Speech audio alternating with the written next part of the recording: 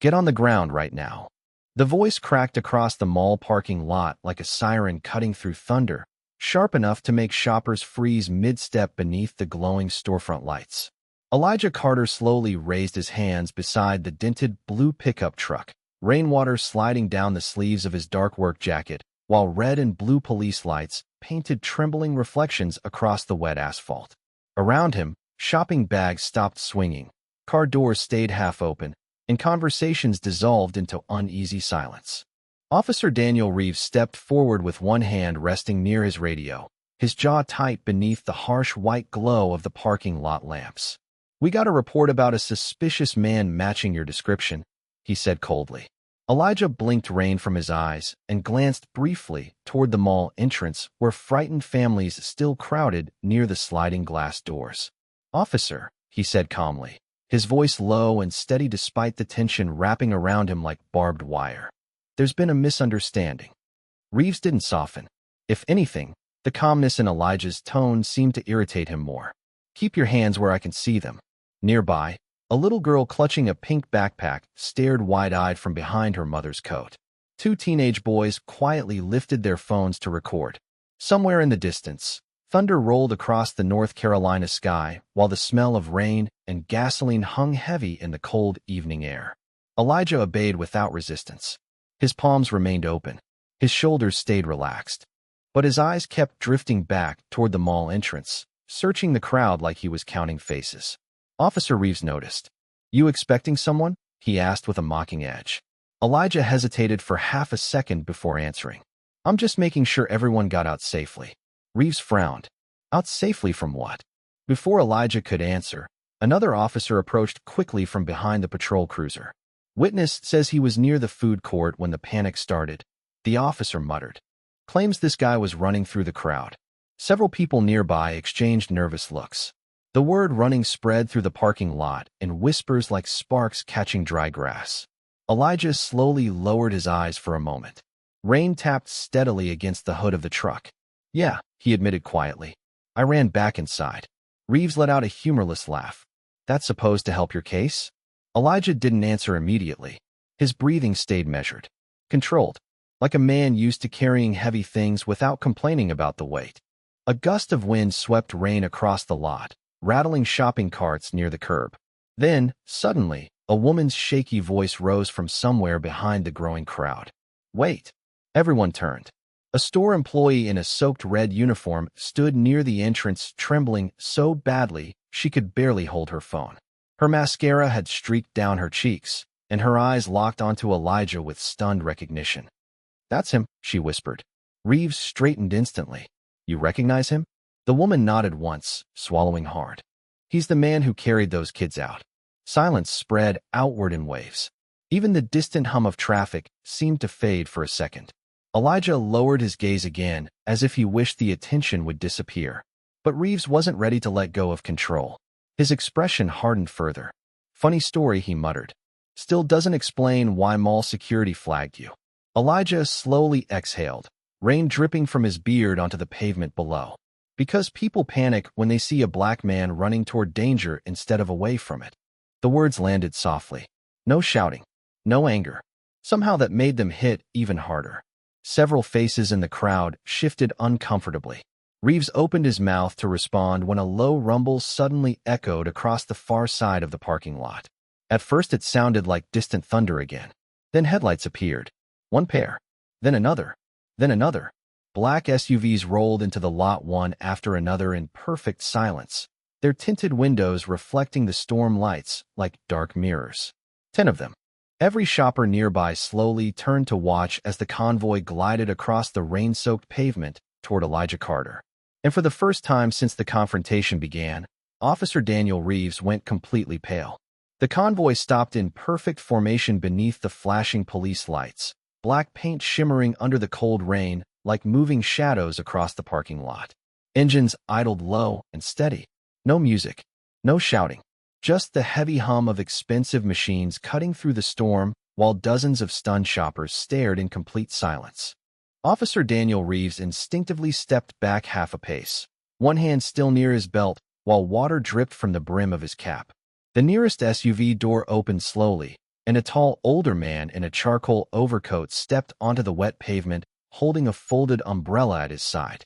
His silver hair clung slightly to his forehead from the rain, but his posture carried the quiet authority of someone used to entering rooms where everyone else immediately stood up.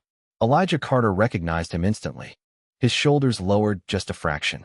"Walter," he said softly. Walter Grayson moved toward him without hesitation, polished shoes splashing through shallow puddles. "My God, Elijah," he murmured, his voice filled with restrained disbelief as his eyes dropped briefly toward the police cruiser lights reflecting across Elijah's damp jacket. "Are you hurt?" Elijah shook his head once. "I am all right." Around them, more SUV doors opened. Men and women stepped out wearing fire department jackets, hospital IDs, city maintenance uniforms, and dark wool coats. None of them looked angry. They looked worried, deeply worried. A middle-aged woman with a paramedic patch pressed one trembling hand against her chest the moment she saw Elijah standing there beside the patrol car. "That is him," she whispered emotionally to the younger firefighter beside her. "That is the man I told you about." Officer Reeves frowned harder now, confusion replacing certainty across his face. "Who exactly are these people?" he demanded. Nobody answered him immediately. Walter finally turned slowly toward the officer, rain sliding from the edge of his coat collar. "The question," he said calmly, "is why Elijah Carter is standing in the rain being treated like a suspect after what he did tonight." Reeves stiffened. "Sir, we responded to reports of suspicious behavior near the mall evacuation." Walter stared at him for several seconds before speaking again. "Suspicious behavior?"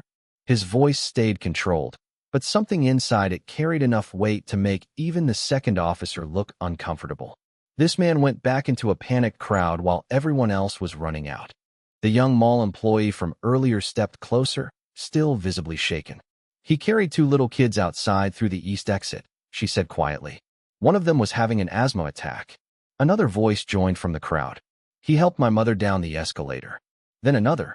"He stayed with my son until paramedics came." The whispers spread faster now, changing shape completely. Phones lowered. Expressions softened. Elijah stood silently beside the pickup truck while rainwater rolled down the sleeves of his work jacket. He did not interrupt anyone, did not defend himself. He simply looked tired. The kind of tired that settled deep into a person after years of carrying memories too heavy to put down. Walter noticed the redness around Elijah's wrist where the officer had grabbed him earlier. His expression darkened for the first time. "Do you know who this man is?" he asked Reeves quietly. Reeves hesitated. "No, sir." Walter exhaled slowly, almost sadly. 8 years ago, during the Brookdale Mall fire, Elijah Carter ran back into a collapsing hallway to save trapped children after emergency crews lost visibility from smoke. Several people nearby gasped softly. Even the rain seemed quieter somehow. Walter continued. "He made 7 trips into that building before firefighters physically stopped him from going back again." Officer Reeves blinked. "Wait, that fire?" A firefighter standing near the SUVs nodded immediately. "I was there," he said. "Everybody in this city heard about it." Reeves looked back toward Elijah, but the image no longer matched the assumptions that had filled his head 30 minutes earlier. He no longer saw a suspicious stranger standing beside an old truck in the rain. He saw a man carrying something invisible behind his eyes, something heavier than fear. Elijah finally glanced toward the mall entrance again, where ambulances still flashed red against the storm clouds. His voice remained quiet when he spoke. "Did they get the little girl to the hospital?" The paramedic woman nodded gently. "She is stable." Elijah closed his eyes for one brief second, and the entire parking lot seemed to exhale with him. The rain eased into a soft mist that drifted across the parking lot like smoke, turning the flashing ambulance lights into blurred streaks of red and blue against the dark evening sky. Nobody seemed eager to leave anymore. The tension had changed shape. What started as suspicion now hung in the air as something heavier, quieter, harder to explain. Officer Daniel Reeves stood beside his patrol cruiser with water dripping from his sleeves, while his eyes kept returning to Elijah Carter as though trying to rebuild an image he had shattered too quickly. Elijah leaned one hand against the side of his old pickup truck, breathing slowly. Up close, the exhaustion in his face was impossible to miss now. Faint gray touched the edges of his beard. Rain had flattened curls of dark hair against his forehead, and the deep lines around his eyes looked less like age and more like years spent carrying grief without complaint. Walter Grayson stepped closer beside him. "You should sit down," he said quietly. Elijah shook his head once. "Not yet." Across the lot, paramedics continued loading equipment into an ambulance while mall employees huddled beneath the entrance canopy wrapped in silver emergency blankets. The frightened energy from earlier had faded into scattered murmurs and stunned glances. A young firefighter approached Elijah holding a folded navy jacket. He looked no older than 25. "Sir," he said carefully, "you left this near the east hallway." Elijah accepted it with a small nod. The firefighter hesitated before speaking again. "My captain used to talk about you all the time." Elijah looked mildly surprised. "Your captain?" "Marcus Hill." Elijah's expression softened immediately. "Marcus still around?" The firefighter smiled faintly. "Retired last winter. Bad knees. But he still tells everybody about the man who ignored evacuation orders and kept going back inside that fire." Elijah looked down at the jacket in his hands for a moment, fingers tightening slightly around the damp fabric. "Marcus exaggerates." "No, sir," the firefighter replied gently. "He really does not." Several feet away, Officer Reeves shifted uncomfortably. Every sentence seemed to push him further from the certainty he arrived with earlier. He glanced toward the second officer, hoping for support, but even his partner now looked uneasy watching the crowd react to Elijah with growing admiration instead of fear. Then the little girl with the pink backpack slowly stepped away from her mother and approached Elijah carefully. Her sneakers splashed through shallow puddles while she clutched the straps of her backpack tightly against her chest. Elijah noticed her immediately and crouched slightly despite the stiffness in his shoulders. "Hey there," he said softly. The girl stared at him with wide, uncertain eyes. "You came back for us," she whispered. Elijah gave the smallest nod. "I could not leave you inside alone." The child looked down briefly before pulling something from her coat pocket. A tiny silver bracelet with one broken charm dangling from the clasp. "This fell off when everybody started running," she explained quietly. "You picked it up." Elijah smiled for the first time all evening. It was tired and gentle and almost painfully human after everything that had happened. "I figured somebody important might miss it." The girl wrapped her arms around him suddenly without warning. Elijah froze for half a second, surprised, before carefully hugging her back with one arm. Around them, several people wiped at their eyes. Even Walter looked away briefly toward the rain-dark sky. Officer Reeves swallowed hard. Something about the scene unsettled him more than anger would have. Elijah did not look powerful. He did not look dangerous. He looked like a man who had spent his whole life giving pieces of himself away, quietly, while the world kept mistaking his silence for weakness.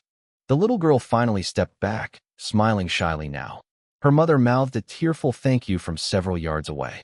Elijah stood again slowly, one hand pressing briefly against his lower ribs as though pain had finally started catching up with him. Walter noticed immediately. "You are injured." Elijah exhaled softly. "Just sore." Before Walter could respond, another black SUV rolled into the parking lot from the far entrance.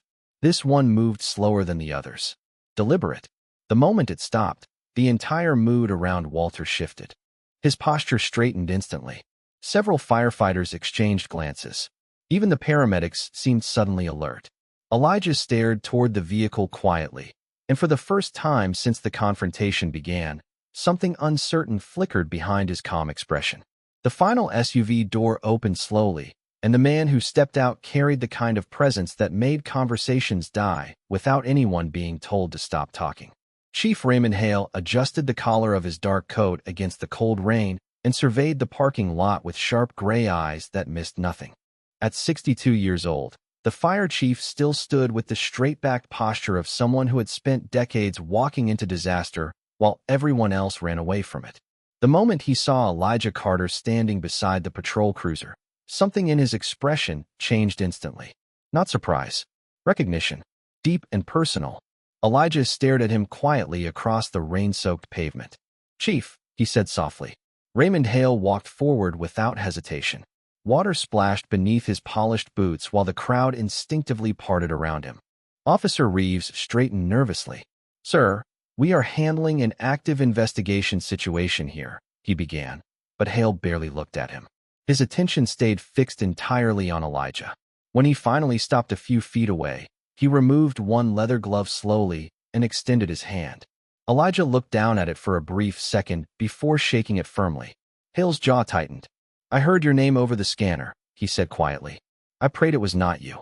Elijah managed a faint, tired smile. "Looks like your prayers are running behind tonight."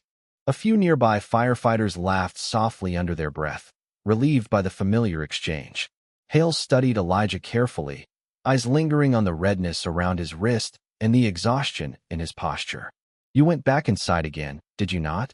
Elijah glanced toward the mall entrance where flashing ambulance lights still reflected off the wet glass doors. "There were kids trapped near the arcade hallway," he answered simply. Hale closed his eyes for one brief moment like a man reliving an old wound he never fully escaped. 8 years earlier, he had stood outside another burning mall watching Elijah Carter disappear into smoke over and over again, while trained crews struggled to navigate collapsing hallways. He remembered shouting at Elijah to stop. He remembered Elijah ignoring him every single time. Officer Reeves finally stepped closer again, clearly uncomfortable being shut out of a conversation he no longer controlled. "Chief Hale," he said carefully, "we received witness reports and followed protocol." Hale turned toward him slowly now. Rain slid from the edge of his silver eyebrows while his expression hardened with quiet disappointment rather than anger. Somehow that felt worse. "Protocol," he repeated. Reeves nodded stiffly. The suspect matched descriptions from frightened civilians during the evacuation. Hale looked back toward Elijah, standing silently beside the old pickup truck. Then he looked across the crowd gathered around them. "You know what fear does?" he asked calmly. Nobody answered. Hale continued anyway. "Fear makes people see danger in the wrong places." The words settled heavily across the parking lot. Reeves swallowed but tried to maintain his composure. "With respect, sir, we did not know who he was." Hale's gaze sharpened immediately. "That," he said quietly, "is exactly the problem." Silence followed. Rain tapped steadily against vehicle roofs while distant thunder rolled low across the city skyline. Elijah shifted slightly beside the truck, pressing one hand again against his ribs before lowering it quickly, as if hoping nobody noticed. Hale noticed anyway. He always noticed. "You need a hospital," the chief said firmly. Elijah shook his head. "Other people need it more tonight." Hale stared at him for several seconds before letting out a slow breath that sounded almost defeated. "You still have not learned how to put yourself first." Elijah looked down briefly at the cracked pavement shining beneath the emergency lights. "Somebody has to go back in," he answered softly. Nearby, several firefighters lowered their eyes. One older paramedic wiped rain from her face even though tears had already mixed with the water. Officer Reeves stood motionless now, the certainty that carried him earlier completely gone. He watched the way hardened firefighters looked at Elijah with reverence usually reserved for fallen heroes. He watched frightened civilians slowly gathering closer instead of backing away. And somewhere deep beneath the discomfort crawling through his chest, a harder realization began settling in. Nobody here was afraid of Elijah Carter. They were afraid for him. Then a mall security supervisor came rushing out through the entrance doors holding a tablet tightly against his chest. He looked pale, nervous. His eyes darted immediately toward Officer Reeves. "Sir," he said breathlessly, "we just reviewed the surveillance footage from inside the mall." The entire parking lot went still again. The security supervisor stopped beneath the flashing emergency lights, chest rising hard from running, while rain dripped from the edge of the tablet clutched tightly in his hands. Every eye in the parking lot shifted toward him. Chief Raymond Hale folded his arms slowly across his coat, while Officer Reeves stepped forward first. "What did the footage show?" Reeves asked, though the confidence in his voice had already begun to crack. The supervisor swallowed visibly. "It shows everything," he answered quietly. For a second nobody moved. The only sounds were distant sirens, idling engines, and rain tapping softly against metal roofs. Then the supervisor turned the tablet screen outward. Grainy security footage flickered beneath the parking lot lights. The image showed chaos inside the mall corridor near the arcade entrance. Crowds rushed through smoke-filled hallways while alarms flashed overhead in harsh bursts of white and red. Several people nearby leaned closer to watch. Elijah did not. He kept his eyes lowered toward the pavement like a man who already knew exactly what the footage contained and wished nobody else had to see it. The supervisor pressed play. On the screen, Elijah appeared running against the crowd instead of with it. Parents pulled children toward exits. Store employees shouted directions. But Elijah moved the opposite way, deeper into the confusion without hesitation. Officer Reeves stared silently now. The footage continued. Elijah disappeared briefly around a corner before reappearing moments later carrying a little boy wrapped tightly in his jacket. Smoke curled through the hallway behind him while frightened shoppers pressed themselves against storefront gates trying to move out of his way. Someone in the parking lot covered their mouth quietly. The video jumped to another camera angle. This time Elijah was kneeling beside an elderly woman near a jewelry kiosk, helping her onto a mobility scooter while panicked crowds rushed around them. Then another clip. Elijah lifting debris from a blocked hallway entrance with the help of two teenage employees. Another clip. Elijah carrying the same little girl with the pink backpack through an emergency exit while she buried her face against his shoulder crying. The parking lot had gone completely silent now. No whispers. No movement. Just dozens of strangers standing in the rain watching the truth unfold frame by frame beneath flashing emergency lights. Officer Reeves looked physically smaller somehow. His shoulders no longer squared with authority. They sagged beneath the crushing weight of realization. The supervisor hesitated before opening the final clip. "There is one more thing," he said carefully. The screen showed Elijah near the arcade hallway again, but this time the footage captured something different.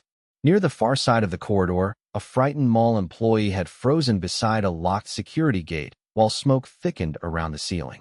Elijah stopped running toward the exit entirely. He turned around without hesitation and went back for him. The young employee watching from the parking lot suddenly broke down, crying softly. "That was me," he whispered. Nobody spoke. Elijah finally looked up briefly, uncomfortable with the attention settling around him like a spotlight he never asked for. Chief Hale watched the footage for several long seconds before turning slowly toward Officer Reeves. "This is the suspicious man your officers detained in front of civilians tonight." Reeves opened his mouth, but no words came out at first. Rain rolled down his face, while flashing blue lights reflected across eyes no longer certain of anything. He stopped, swallowed hard. "Tried again. We received multiple emergency calls describing a large black male running through the mall during the evacuation." The sentence sounded weak even to him now. Hale's expression tightened with visible disappointment. "And your first instinct was to treat courage like a threat." Reeves lowered his eyes. Nearby, Walter Grayson slowly removed his glasses and wiped rain from the lenses with trembling fingers. "This city keeps making the same mistake," he murmured quietly. Elijah shifted uncomfortably beside the truck again, one hand pressing harder against his ribs now. His breathing had grown shallower, though he clearly tried to hide it. The paramedic woman noticed immediately and stepped closer. "Elijah," she said softly, "you need to sit down before you collapse." Elijah gave a tired shake of his head. "I am fine."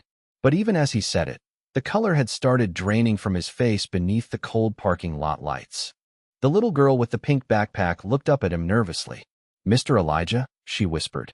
Elijah glanced down toward her gently. "Yeah." Her small voice trembled. "You are bleeding." The entire parking lot froze again. For one suspended second, nobody moved at all. Rain drifted softly through the parking lot, while the little girl stared up at Elijah Carter with frightened eyes, her small voice still hanging in the cold night air. Elijah looked down instinctively toward his side. Dark rainwater had soaked through the lower edge of his gray work shirt, but beneath the flashing lights another color spread slowly across the fabric. The paramedic woman stepped forward immediately. "Oh my God," she whispered. Chief Raymond Hale's expression hardened instantly. "Sit him down now." Elijah shook his head automatically. "It is nothing." But his voice had changed. Softer now. Thinner somehow. Walter Grayson moved beside him without hesitation, steadying one arm against Elijah's shoulder as the larger man shifted slightly on his feet. Up close, the exhaustion in Elijah's face no longer looked manageable. His skin had turned pale beneath the rain, and sweat mixed with water along his forehead despite the cold evening air.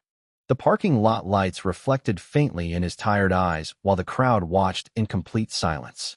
"You were hurt inside the mall?" the paramedic asked carefully. Elijah exhaled slowly through his nose before answering. A piece of metal came down near the arcade hallway. The young firefighter from earlier stared at him in disbelief. And you still kept going back inside. Elijah looked away toward the ambulances near the entrance. There were still people trapped. Nobody had an answer for that. The words settled over the crowd with crushing weight because they were spoken without pride, without performance, just simple truth.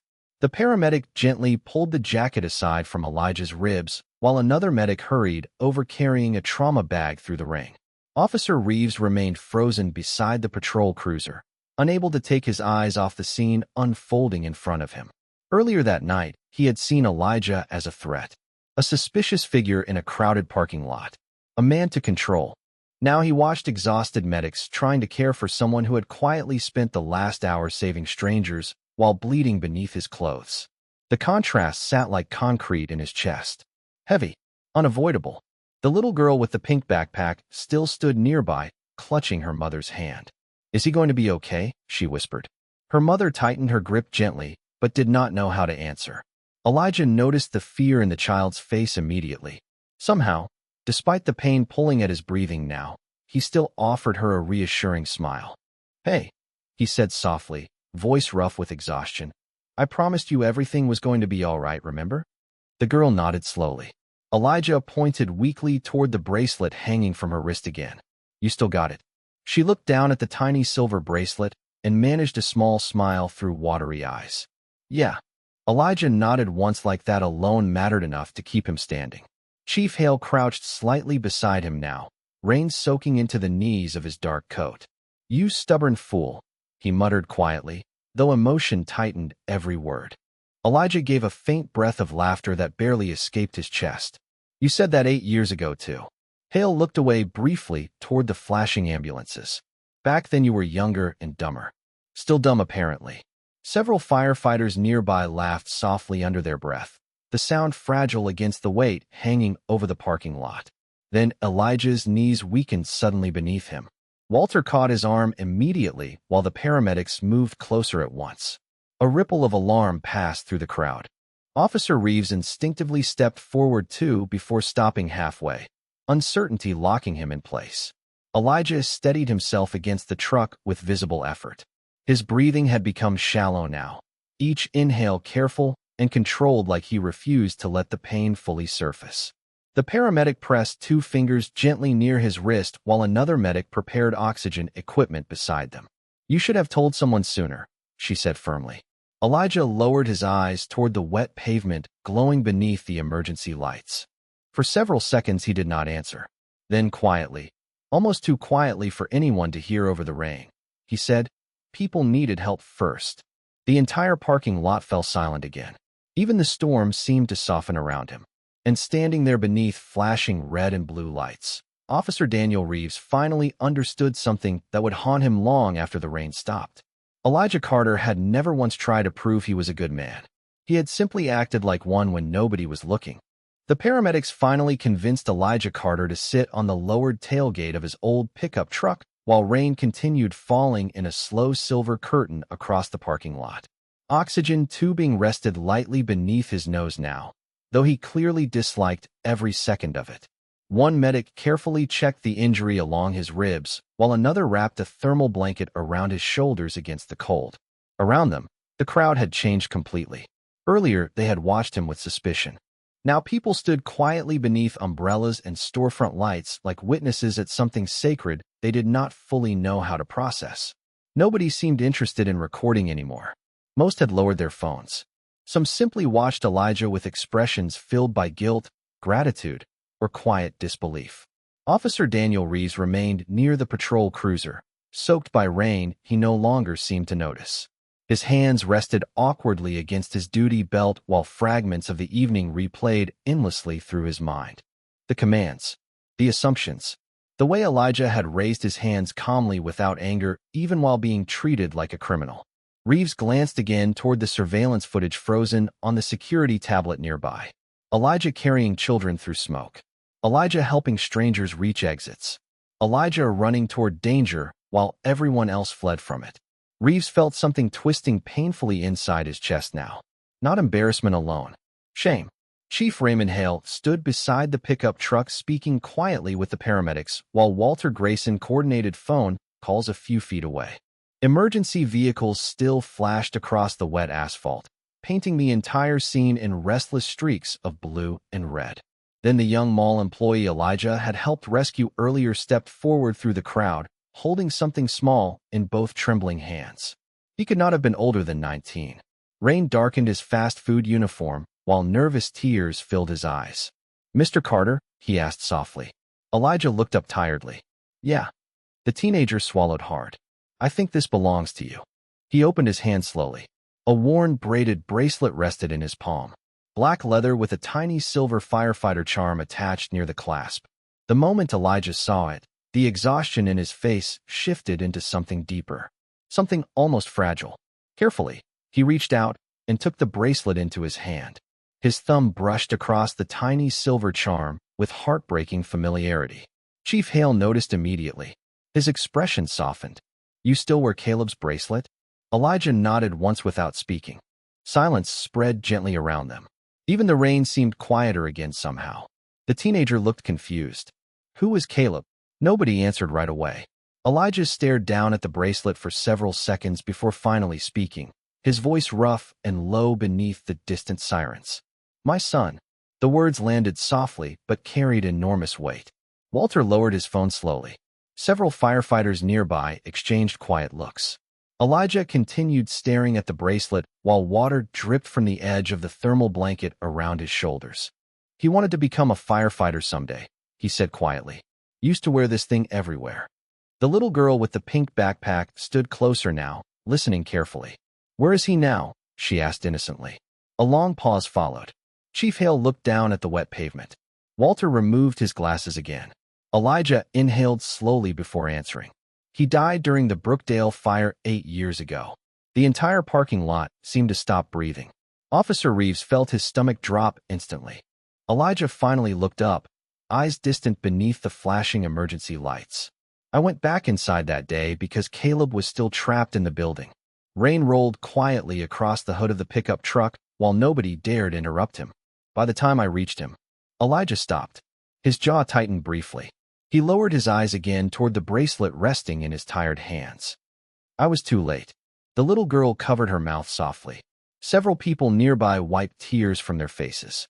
Chief Hale looked away completely now, blinking hard toward the storm-dark sky.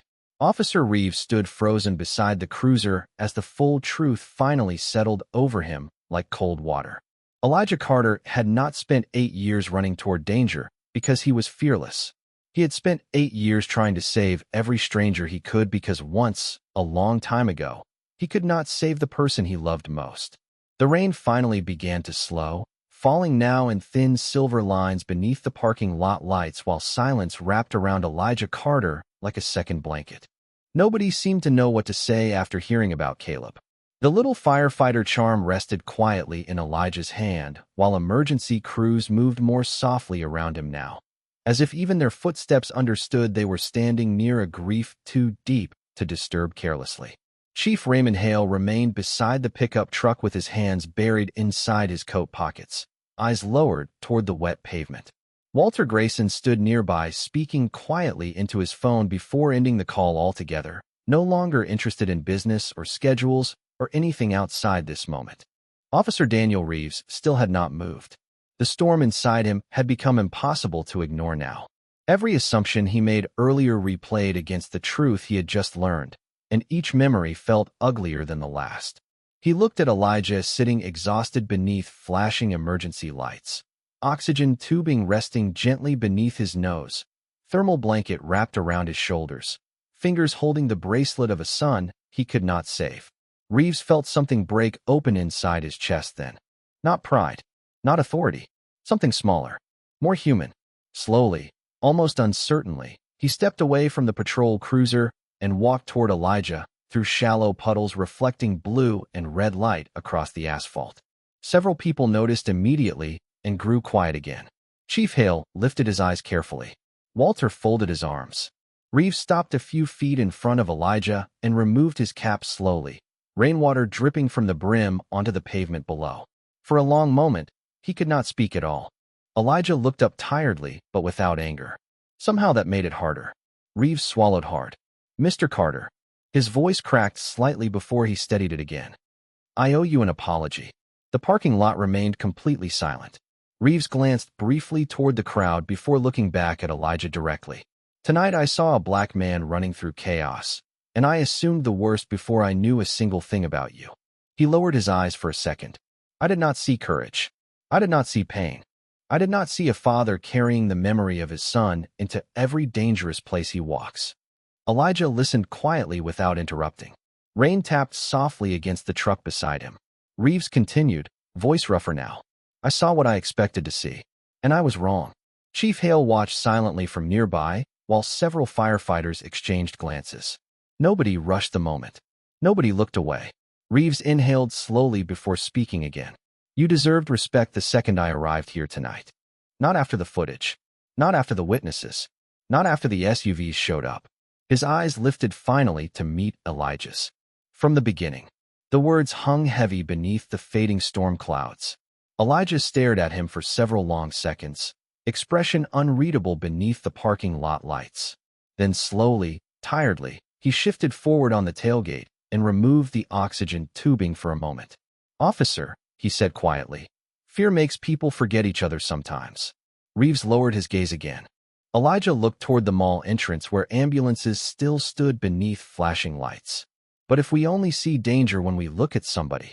He paused briefly, thumb brushing across Caleb's bracelet again. "Then eventually we stop seeing people at all." Nobody moved. Nobody spoke. Even Reeves looked unable to breathe for a second after hearing it. Then something unexpected happened. The little girl with the pink backpack stepped away from her mother again and walked directly toward Officer Reeves. He looked startled as she held out the tiny silver bracelet Elijah had returned to her earlier. "You can hold it if you want," she whispered. Reeves blinked in confusion. "Why?" The little girl shrugged softly. "Because Mr. Elijah said people make mistakes when they are scared." Reeves stared at the bracelet in her tiny hand for a long moment before carefully taking it. His fingers trembled slightly around the silver chain. When he looked back toward Elijah, emotion had fully overtaken the stiffness in his face now. Elijah only gave him a faint nod beneath the rain. Not judgment, not anger, just quiet understanding. And somehow, standing there beneath flashing lights and storm-dark skies, that mercy hurt more than punishment ever could. The storm finally passed sometime after midnight, leaving the mall parking lot washed clean beneath rows of pale streetlights shimmering across the wet asphalt. Most of the emergency vehicles were gone now. The crowds had disappeared. Storefront signs reflected softly in puddles, while workers quietly swept debris near the entrance under the distant hum of generators. Elijah Carter sat alone inside the cab of his old pickup truck with the engine off and the windows fogged faintly from the warmth inside. The thermal blanket still rested across his shoulders while the small firefighter bracelet turned slowly between his fingers beneath the dashboard light. Outside, the world had become quiet again. Chief Raymond Hale had finally left an hour earlier after making Elijah promise 3 separate times to visit the hospital the next morning. Walter Grayson had offered him a ride home, a private doctor, even a hotel suite nearby. Elijah refused all of it with the same gentle calm he seemed to carry through everything. Now only one patrol cruiser remained parked near the edge of the lot beneath a flickering lamp post. Officer Daniel Reeves leaned silently against the hood with his cap tucked beneath one arm, staring across the empty parking spaces like a man trying to understand how a single night could rearrange something inside him so completely. The little silver bracelet still rested in his pocket. He could feel its weight every time he breathed. Across the parking lot, Elijah finally opened the truck door slowly and stepped out into the cool, damp air. His movements remained careful from the injury along his ribs, but the color had started returning faintly to his face. Reeves noticed immediately and straightened. For a second, neither man spoke. Water dripped softly from the edge of the building nearby, while distant traffic hummed somewhere beyond the sleeping city. Then Reeves walked forward slowly through the empty parking lot until he stopped beside the truck once more. "You heading home?" he asked quietly. Elijah nodded once. "Long day." Reeves gave a faint breath of humorless laughter. "Yeah." Silence settled again. Not awkward this time. Just tired. Human. Reeves reached into his pocket and carefully removed the little silver bracelet the girl had handed him earlier. Rainwater from before still clung faintly to the chain beneath the streetlight glow. "I think this belongs with you," he said softly. Elijah looked down at the bracelet for a moment before gently taking it back into his hand. His thumb brushed once across the tiny firefighter charm. "Thank you." Reeves hesitated before speaking again. "Can I ask you something?"